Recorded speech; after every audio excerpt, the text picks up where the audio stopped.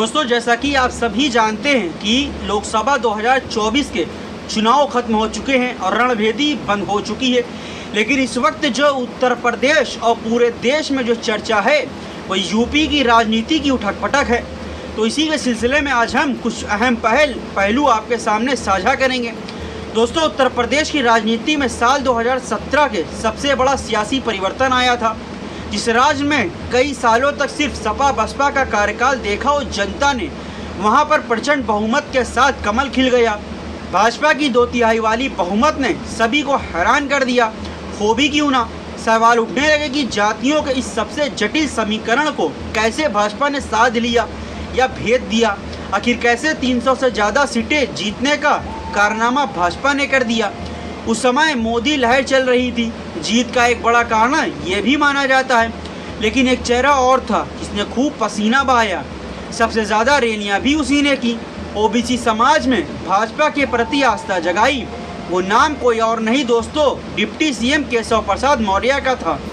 दोस्तों, आगे बढ़ने से पहले हमारे यूट्यूब चैनल को सब्सक्राइब करें, साथ ही चैनल को ज्वाइन करके मेंबर भी बने, जिससे आप जुड़ सकते हैं हमारे साथ लाइव डिबेट्स में और उठा सकते हैं अपने क्षेत्र के आप जमीनी मुद्दे भी। दोस्तों, योगी आदित्यनाथ के सीएम बनने की कहानी क्या थी, चलिए आपको हम बताते हैं। दोस्तों, केशव प्रसाद मौर्य जमीन से उठे हुए नेता माने जाते हैं। आरएसएस के साथ काम कर चुके हैं। संगठन को चलाना बखूबी वो जानते हैं। उनकी इसी कार्यकुशलता को देखते हुए उन्हें 2016 में उत्तर प्रदेश का भाजपा का अध्यक्ष बनाया गया था। उम्मीद के मुताबिक उन्होंने संगठन को काफ़ी मजबूत भी किया और उसका असर चुनाव नतीजों में भी आपको साफ देखने को मिला। अब ओबीसी चेहरा होना उनकी सबसे बड़ी ताकत रही। संगठन में सक्रियता और लोकप्रियता उनके पक्ष में भी बैठी। लेकिन सीएम चुनते वक्त भाजपा ने गोरखपुर से आने वाले योगी आदित्यनाथ पर दांव लगा दिया। हर कोई हैरान रह गया, हम भी हैरान थे। लेकिन सबसे ज़्यादा चकित केशव प्रसाद मौर्य हुए। कहने को तो सीएम रेस में सबसे आगे सिन्हा थे, लेकिन केशव का नाम भी साथ ही चल रहा था। मौर्य को क्यों मिली डिप्टी सीएम वाली रेवड़ी, चलिए आपको हम बताते हैं। जब यह दोनों नेता सिन्हा और मौर्य मुख्यमंत्री बनने के सपने देख रहे थे तो दिल्ली से योगी आदित्यनाथ को एक फ़ोन आया। ये फ़ोन भाजपा के राजनीतिक चाणक्य कहे जाने अमित शाह का था। तुरंत उनको बुलाया दिल्ली और पीयूष गोयल के घर बातचीत हुई और फरमान चला गया, आपको उत्तर प्रदेश का अगला मुख्यमंत्री बनना है और तुरंत लखनऊ पहुंच जाइए। उस एक ऐलान के बाद से ही केशव प्रसाद मौर्य और योगी आदित्यनाथ के बीच मनमुटाव की दीवार बनना शुरू हो गई। केशव प्रसाद को डिप्टी सीएम ज़रूर बनाया गया था। कुछ अहम मंत्रालय भी खाते में गए, लेकिन मुख्यमंत्री न बनने का मलाल तो साफ ही दिख गया। दोस्तों, मुख्यमंत्री का पद एक किसी भी सूबे में बहुत बड़ा पद होता है। ये हमसे और आपसे बेहतर राजनीतिक व्यक्ति या नेता ही जानते हैं।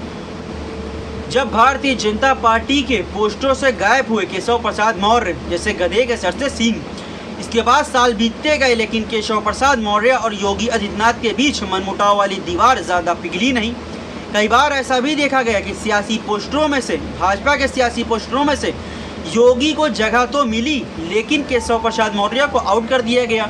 ये सब कुछ राजनीति से प्रेरित माना गया, लेकिन बढ़ती दूरियों का सबसे बड़ा गवाह भी यही पोस्टर ही बने। मोदी का योगी पर भरोसा, मौर्य की टीम इसके ऊपर योगी आदित्यनाथ और प्रधानमंत्री मोदी की बढ़ती गर्मजोशी से यूपी की सियासत पर अपना ज़बरदस्त प्रभाव रखा। कौन भूल सकता है वो नारा जो मोदी ने दिया था, यानी योगी प्लस मोदी है उपयोगी। ऐसे में योगी की बढ़ती लोकप्रियता और मोदी का मिला समर्थन पूरी यूपी भाजपा के लिए बड़ा संदेश रहा। संदेश था कि योगी की लीडरशिप को लेकर, उनके प्रति भरोसे को लेकर मौर्य कैसे होते गए कमज़ोर, आपको ये भी हम बताते हैं। दूसरी तरफ केशव प्रसाद मौर्य की पकड़ कुछ ढीली होती जा रही थी यूपी में। साल 2022 के यूपी विधानसभा चुनाव में सिराथू सीट से वो हार गए थे। कौशाम्बी जिले की जिन सीटों पर सबसे ज़्यादा प्रचार किया उन्होंने, वहाँ भी पार्टी को ज़्यादा सीटें नहीं दिला पाए। ऐसे में सियासी रुतबा कुछ कम हुआ केशव प्रसाद मौर्य का, लेकिन उनको डिप्टी सीएम फिर भी बन गए। लेकिन कुछ अहम मंत्रालय हाथ से भी छीन गए। जानकार मानते हैं कि मौर्य के मन में इस बात की टीस तो रह गई थी, जो दोस्तों आज भी उनके मन में, ये कहे उनके भाव से या उनकी राजनीति से देखा जा सकता है। 2024 में बदली फिर फिजा, एक बार फिर हवा का रुख बदला। मौर्य को दिखा अवसर, लेकिन जब 2024 को लोकसभा चुनाव ने केशव प्रसाद मौर्य को ताकत दे दी। यूपी के खराब प्रदर्शन ने सिर्फ भाजपा को झटका नहीं दिया, बल्कि योगी आदित्यनाथ की बाबा को लोकप्रियता को भी एक धक्का लगा है। इसी धक्के को केशव प्रसाद मौर्य अपनी वापसी का जरिया भी मानते हैं।